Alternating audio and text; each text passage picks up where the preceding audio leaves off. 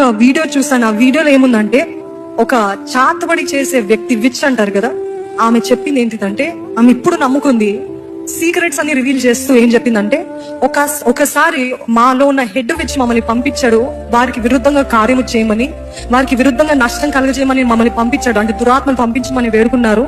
సరే అని పంపించినప్పుడు ఆ దురాత్మలు ఆ ఇంటి దగ్గర నుండి ఆ ఇంటి లోపలికి వెళ్ళలేకపోతున్నాయి. ఎందుకు అని మేము చాలాసేపు అయోమయమయ్యాము. దాని బయట ఉంటున్నాయి కానీ లోపలికి వెళ్ళలేకపోతున్నాయి. మరలా మా దగ్గరికి తిరిగి వచ్చేస్తున్నాయి. ఏంటి దీనికి అర్థము, ఏమైంది అని చూసినట్లయితే, వారి చుట్టూ అంటే ఏ ఇళ్లలో అయితే వారు ప్రార్థన చేస్తున్నారో, ఆమె చెప్పింది, ఆ దెయ్యాలు చెప్పిన సాక్ష్యం ఏంటిదంటే, ఆ ఇంటి చుట్టూ ఒక బ్లూ కలర్ డోమ్ తెలుసు కదండి, ఓ రౌండ్ కవరింగ్ లాగా ఆ ఇంటి చుట్టూ ఉందంట. ఇప్పటికైనా ప్రార్థన చేస్తారా? ఇదేదో మీకు నిరూపించి చెప్పి అప్పుడు ప్రార్థన చేయడం కాదు, అంత శక్తి ఉందని చెప్తున్నాను. What am I trying to say? Your prayers have that much power. అంత శక్తి ఉంది.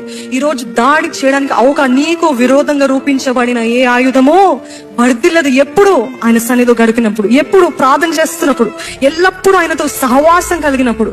వారము ఏదో అవసరతకి గ్రోసరీ స్టోర్కి వెళ్ళినప్పుడు ఎలాగైతే కొనుక్కుంటారో అలా కాదండి ప్రార్థన అంటే. దేవా ఇది చేయి మరలా వచ్చి మరలా ఎప్పుడు కష్టం వస్తుందో అప్పుడు ప్రార్థన.